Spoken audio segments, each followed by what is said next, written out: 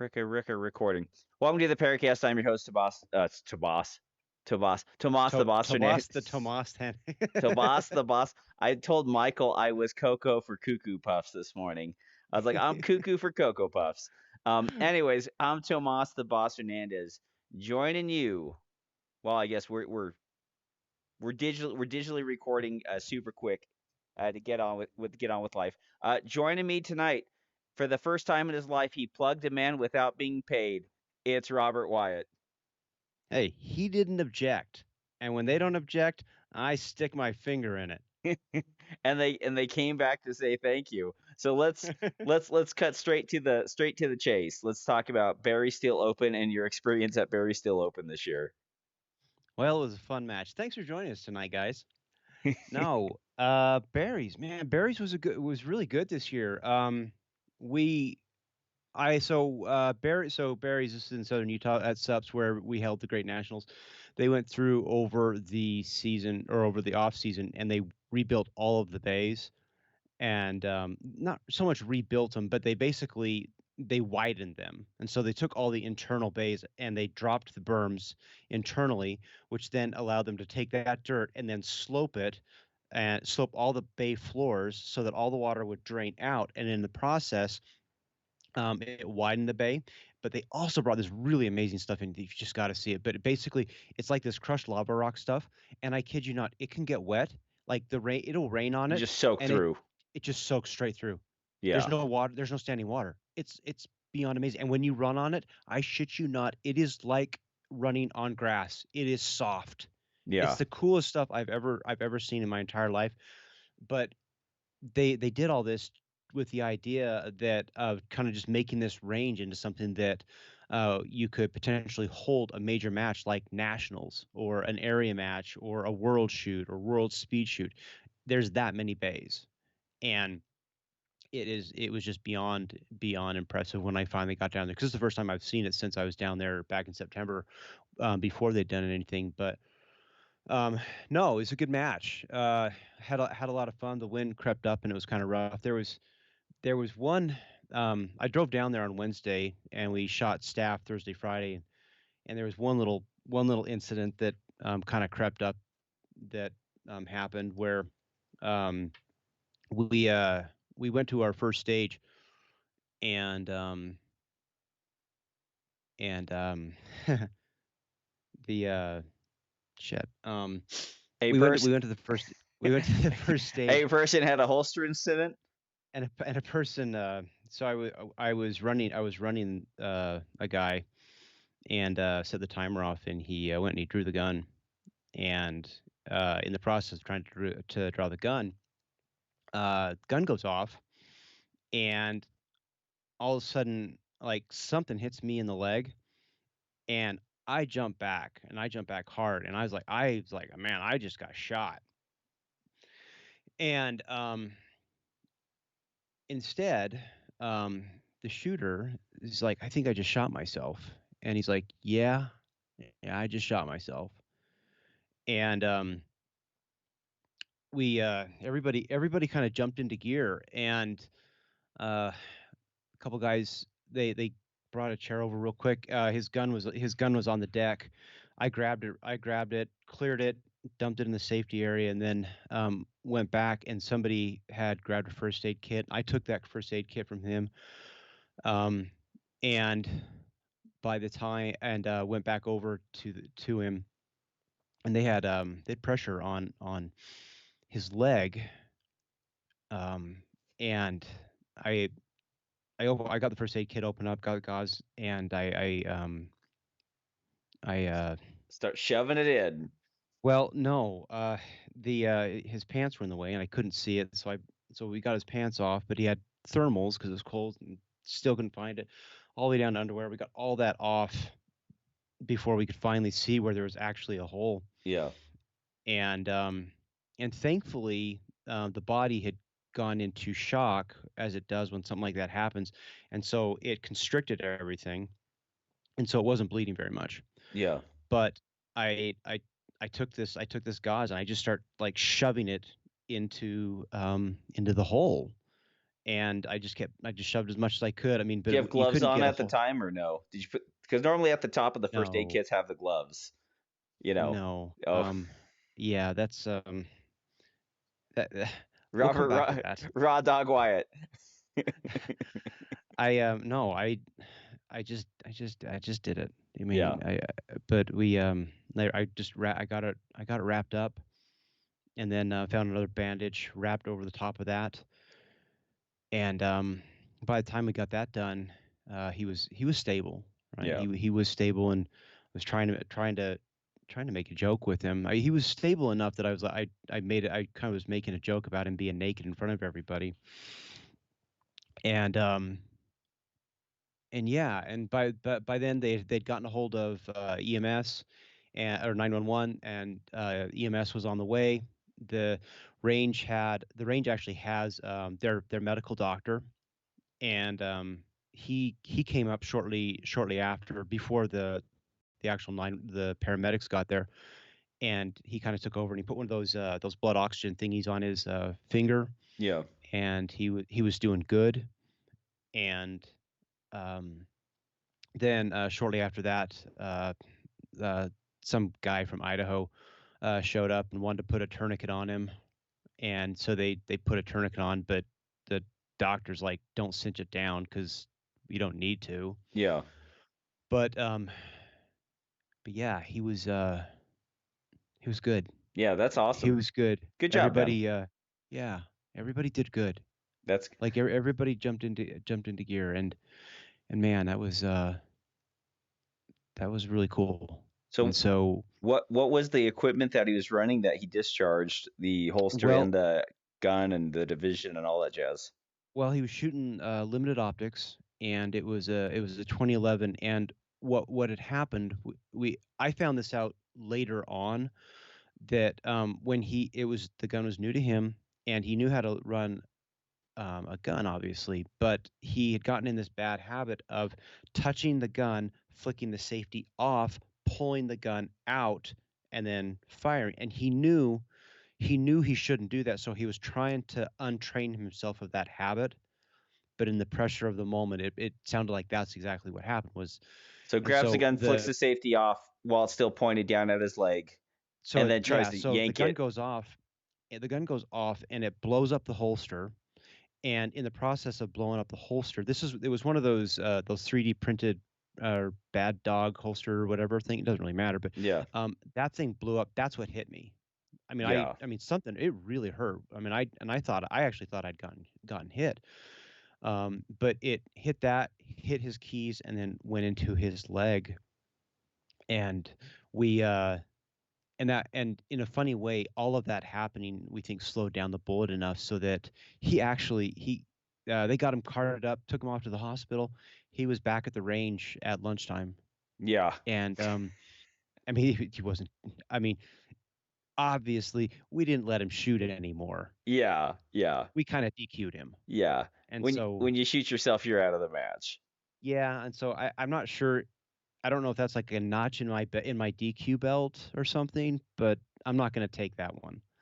I was But talking to somebody this weekend. And I was just like, oh my friend Robert had to patch a guy's leg, because he shot himself. And then the person was just like, how often does that happen? I was like, I've had it happen at ranges like 3 times in 15 years. Like, it's not very common that you yeah. said we had a guy shoot his finger off. We had another guy shoot himself in the leg, both out at the farm. And Hmm.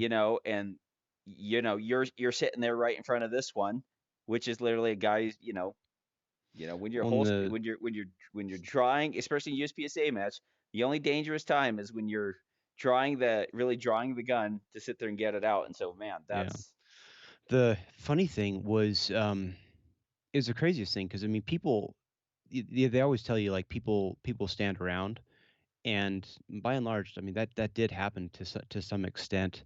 A bunch of the squad mates. This was, I mean, massive credit to SUPS. Just, I mean, prior to this, they had gone through as a club, and they had done a stop the bleed class. yeah, And so they had gone through, and they'd actually purchased first aid kits for each one of the bays. And the downside in that case was that early in the morning, they just the doctor just hadn't or the person hadn't delivered them to the All base. It to the was base, yeah. they had just got they were working on that when the incident happened. But this person actually had a first aid kit on his thing, and he had said, "Should I bring that?" And he's like, "Yeah, I'm going to bring it," which like that's good because I mean somebody had something. Like if we were at SLIPSA, I've got the stuff in my truck, but You not got, not yeah. on my stuff. And so like yeah, I'm gonna probably go through and actually build a first aid kit because it was there when we needed it. And the thing that was the weirdest thing to me was I went through and we did all that, and we got him off. I mean, he was gone. The paramedics was gone, and I just got this like I started shaking. I mean, Yeah, I was like about to ask you. shaking, I was about to ask and I you. couldn't stop. I mean, like, so I know that over the past few years, every time there is an incident where I get swept by a muzzle or somebody discharges, around 2 or 3 feet in front of me, like I Yeah. kind of get the like, oh, like crap, like I thought, like this stuff, like you kind of get the little fluctuation of nerves, like man, like this stuff's actually pretty, like could be potentially pretty dangerous, especially with the wrong people around the sport. And then you kind of have that, and then it kind of goes away after a few days. So how are the nerves? How are the practical shooting nerves? I mean, it's fine now, but I mean, it was like two things like that was really happened. Like when it happened, and I was talking to my wife about this, and I don't get it. It was just like I've always like told Andrea, and we just know this. Like I am really in a storm. I'm good. Yeah, If something goes wrong, I've always been just really good, and I can solve things exceptionally well if there's a storm. And in this case, I mean, it was just like you just go do things. Oh, do this, take this, get it done, and yeah, we did. And combine like everybody all that helped. I mean, they all just jumped into action, and everybody did a good job. And then at the end of it, when that shaking, I felt bad, dude. I was like, I didn't like poor this guy. I mean, he'd gotten shot, and I'm sitting here being a bitch because I'm shaking and I feel bad about it. And I'm like trying not to tell anybody. And then the match director comes, "You okay?" And I'm like, "No." And I just I got the heebie-jeebie nerves. yeah. And Yeah, so I had the dude's blood on me. Um I had the dude's blood on me until like lunch, and I didn't know what to do about that. yeah. That was You should wash that off pretty quickly. yeah, I just didn't. Dude, Yeah, I've been on accident scenes. We had a lady that got hit by a train. I've dealt with stuff like this. This was weird to me. yep, It was just a lot closer. I don't know. But man alive, I was just so happy. I mean, everybody did what they needed to do, and I mean massive credit to everybody at SUPS and everything they did. It was it was nothing short of spectacular how it just all got solved.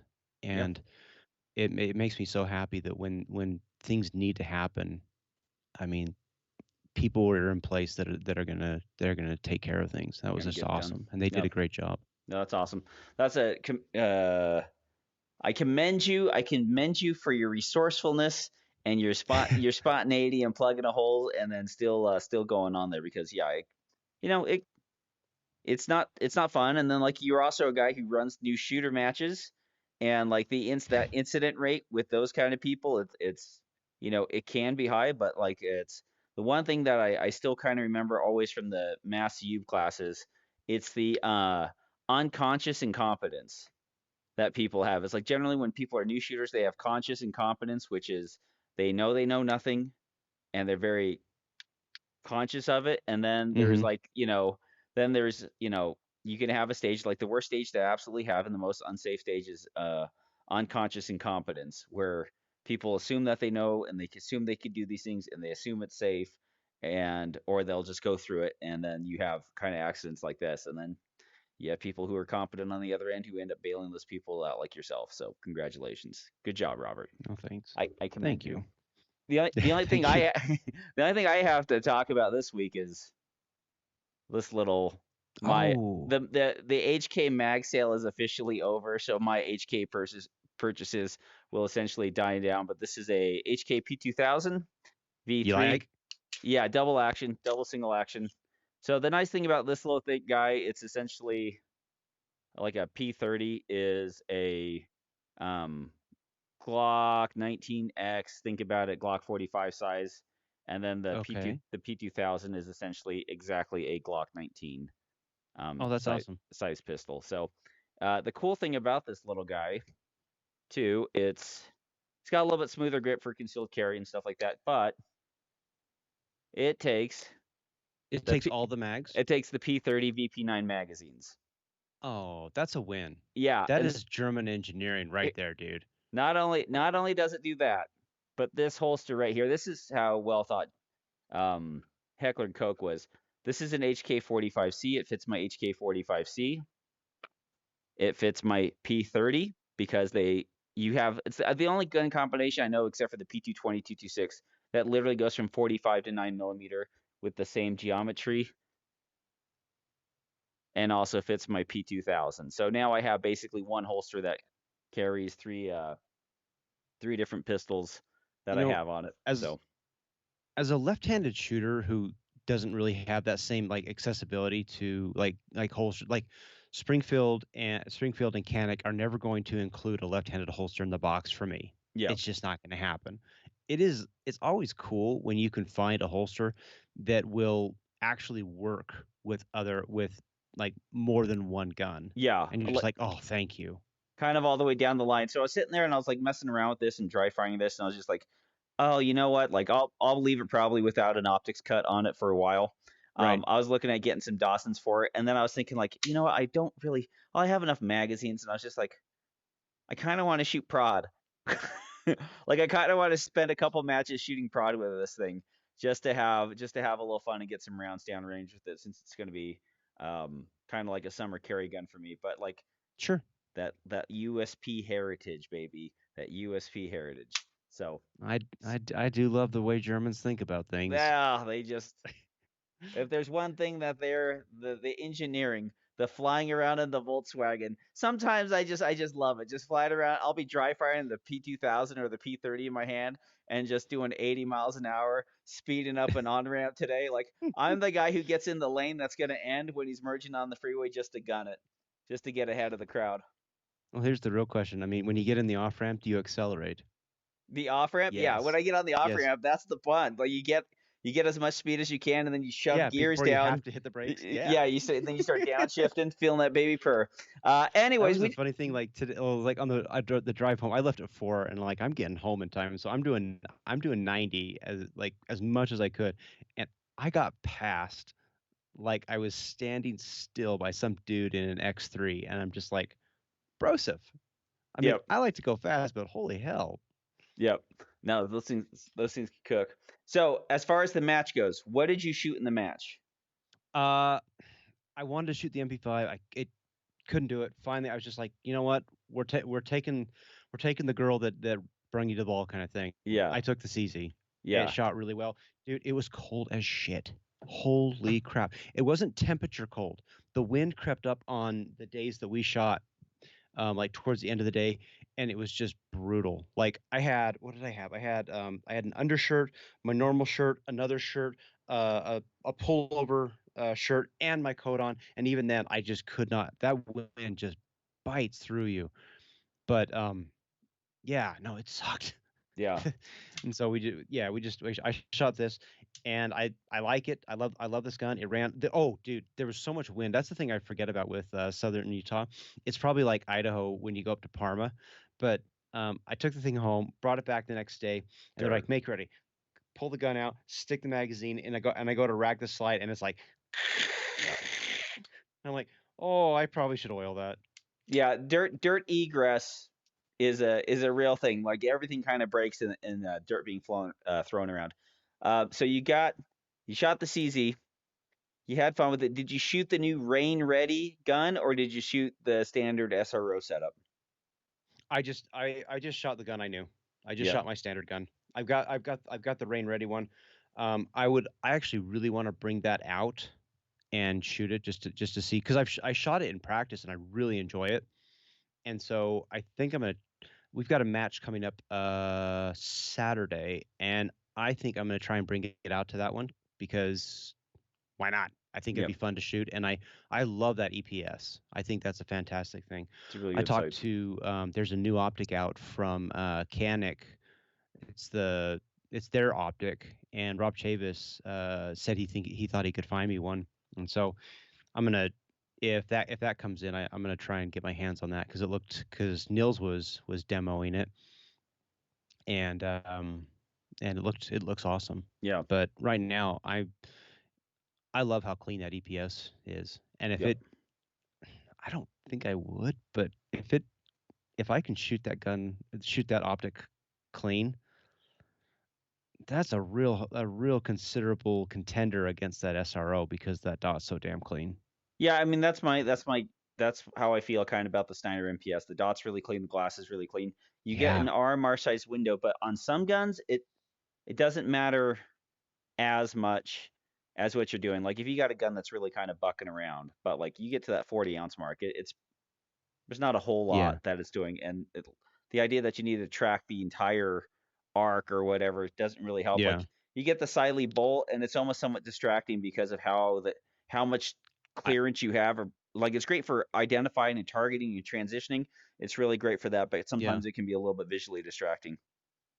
So Somebody had a. I actually saw a Siley Bull on a gun, and that's a big optic. it's a big And sight. it's Like yeah. like get out the Dremels because literally you have to kind of remove some parts of some holsters just to get the Holy side shit. level to get in there Um, because its wings are sticking out too far. the one of the guys on one of the kids on our squad, um, he had a Sig, and when the match started, he would draw the gun, and it was so inconsistent. But he'd draw the gun and he'd fire one shot, and then he'd have to tap, rack because the mag was kept ejecting, and we could not figure. And he's like, "Man, maybe my hand's coming over and it's accidentally hitting it." We're looking at it, and finally, was it Kevin Cook? I think he actually like looked from behind, and he's like, "Your holster is hitting the mag button." And he's like, and so we're looking at it like, oh, sure enough, that's exactly what it is. And I'm like, well, we could just cut it out. And Kevin's like, I have an angle grinder.